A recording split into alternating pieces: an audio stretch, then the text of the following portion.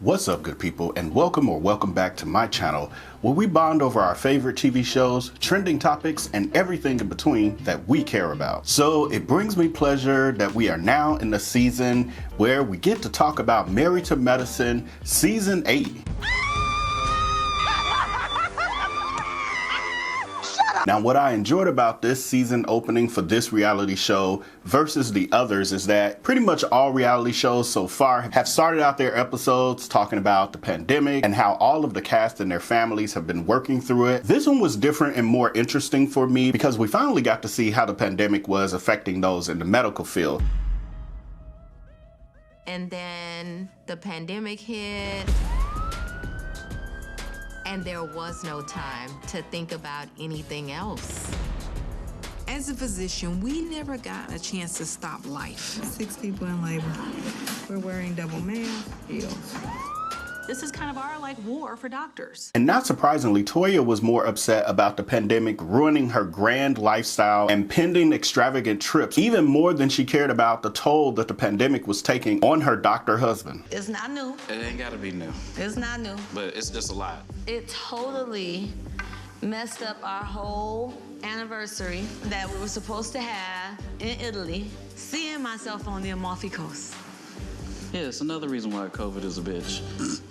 Are you done? And in this scene, she was a horrible representation of us Aries. I promised to my future spouse that we're way more supportive than that. Now, this season, we get to see Dr. Jackie's home finish from the remodeling that she was doing, where she was doing some upgrades to the home, and it turned out absolutely amazing. It is really magazine worthy at this point. And I'll have to admit that I really wasn't expecting much from the renovation based on the projects that they were talking about. Now, unfortunately, one thing that wasn't amazing about this episode is that we found out that Dr. Jackie and Dr. Simone are still not cool even after making up during the last reunion. What's it like to be in the hospital with Simone? Like, that was your support system. That was your, decompressed buddy. You know? What's happening? You know what? It really makes me emotional if I talk about it, because I miss that relationship. Now, on the real, seeing that relationship dissolve in front of our eyes last season really truly hurt my heart, because I always enjoyed seeing their banter and their friendship on TV. It just really seemed like you could really see the love and adoration they both had for each other. And there was like a youthful level to it as well, just the way that they bantered and joked around. And you could really feel their love for each other through the TV screen. But it's now obvious, as many of their castmates have said, Jackie and Simone are both old, stubborn chicks. They are both stoic doctors, they're surgeons, they're stuck in their ways. They're just not going to show that weaker, more sensitive side of themselves. Wait a minute. Wow. Ooh. Oh. Now, I absolutely love Dr. Simone, and she's been one of my favorite of the cast for a very long time. But I will say that last season I became disappointed in her because I was like, why would you want to make your friend have to choose between you and someone else, knowing that they're your best friend? And basically putting Dr. Jackie in the middle between her and Dr. Heavenly. Why aren't you in here with Jackie? You guys usually share a room. Well, things have changed. What do you mean? Would you choose me or Heavenly as your bestie? Does it have to be a choice? Yes. And Dr. Contessa said it best. It doesn't matter who's right, you just want the relationship to win. Their lack of friendship is affecting all of us because I feel like that friendship is the glue that holds us all together. Now, I'm not possessive in my relationships like that, so y'all let me know, am I wrong for thinking Simone should not have put Jackie in the middle and made her have to choose between her and Dr. Heavenly? Next question. Or was what Dr. Heavenly said about Simone and her husband and her marriage so horrible that Dr. Jackie should have automatically dropped Dr. Heavenly as well? Now you have the floor.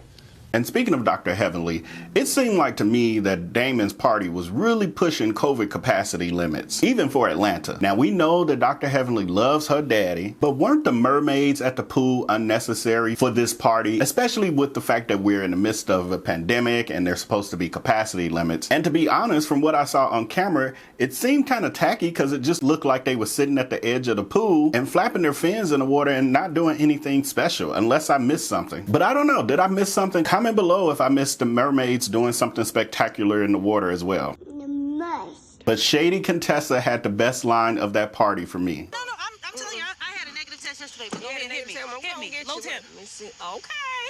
You good? 90 what? 97.3. I know. There you go, you good. This is not sufficient for COVID testing, but okay, this makes you feel better. But you still got to wear your Still gotta wear my PPE. PPE. There you go, baby. I don't Go mind. on, put it on. She is a dentist, she wouldn't know.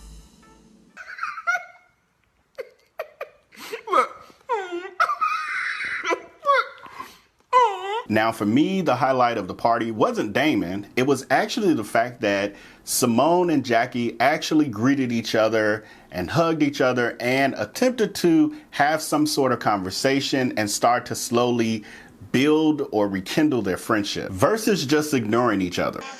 I'm about to hug your neck. Do what? I'm about to hug your neck, whether you want me to or not. We are, but that's okay. You COVID negative. How do you know that? But I think by that point, maybe Toya had had a few too many solo cups full of Patron that she didn't even notice that the two women were making up, and she literally walked right between them as they were starting to try to rekindle with their awkward conversation. Yeah. I knew we was gonna have crabs in a bucket. One. Oh my goodness. He said crabs in a bucket. Ruining the moment where they maybe would have made a deeper connection. Well, that's unfortunate. And as if that wasn't enough for Toya to ruin the evening for me, she then started doing the most by getting into an argument with Dr. Heavenly over her conversation with Simone about them not reconnecting since the reunion. Now, whereas I thought Toya actually did have some good points about the fact that why did Dr. Heavenly wait until the party as an opportunity to reach out to Simone and say that she was really genuine about wanting them to reconnect, why wouldn't she do that in private? I totally agree with that. However, Toya has such an overreaction to the conversation. Because them bitches was like, nah, nah, nah. All that fake and they was like, yeah, we're gonna be friends. Toya drunk. And one thing I think is ridiculous is when a 40-plus-year-old cannot hold their liquor or know their limit. Oh, I'm not having this. I'm not having this. No.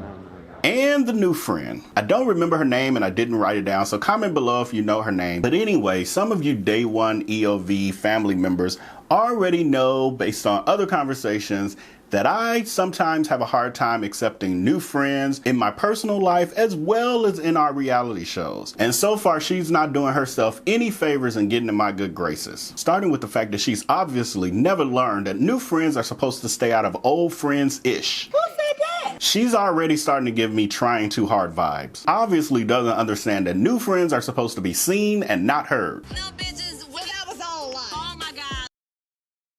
And that's on who? Mary had a little song. Mary had a little lamb.